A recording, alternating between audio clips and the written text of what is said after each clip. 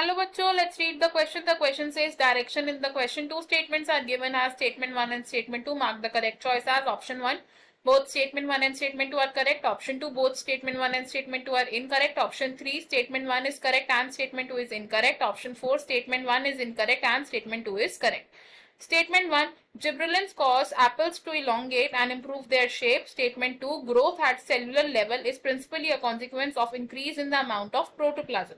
First statement में कहा गया कि जो जिब्रेलिन्स होते हैं इनके एप्लीकेशन से हम एप्पल्स की इलोंगेशन कर सकते हैं जिससे उनकी शेप इंप्रूव होती है। सेकंड स्टेटमेंट में कहा गया कि सेल्यूलर लेवल पर जो ग्रोथ होती है वो कॉन्सिक्वेंस होता है of increase in the amount of protoplasm. इस क्वेश्चन में हमारा जो की कॉन्सेप्ट यूज हो रहा है that is gibberellins and growth. Gibberellins and growth. सबसे पहले अगर बात करें स्टेटमेंट 1 की रिगार्डिंग द जिब्रेलिन्स, तो जिब्रेलिन्स होते हैं हमारे प्लांट ग्रोथ रेगुलेटर्स। और जिब्रेलिन्स का क्या काम होता है in the metabolic activities of plant? Gibberellins करते हैं elongation of stem access of the plant, और साथ ही साथ जिब्रेलिन्स क्या करते हैं? They promote bolting.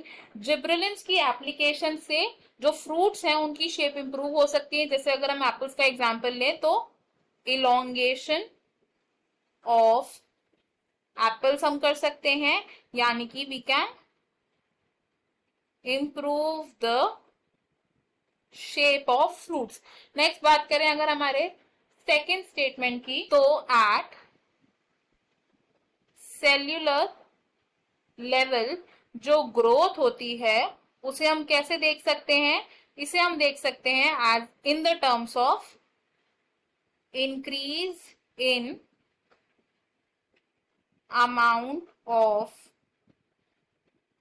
प्रोटोप्लाज्म। लेकिन प्रोटोप्लाज्म को मेजर करने का हमारे पास कोई डायरेक्ट तरीका नहीं है, इसलिए हमने क्या किया?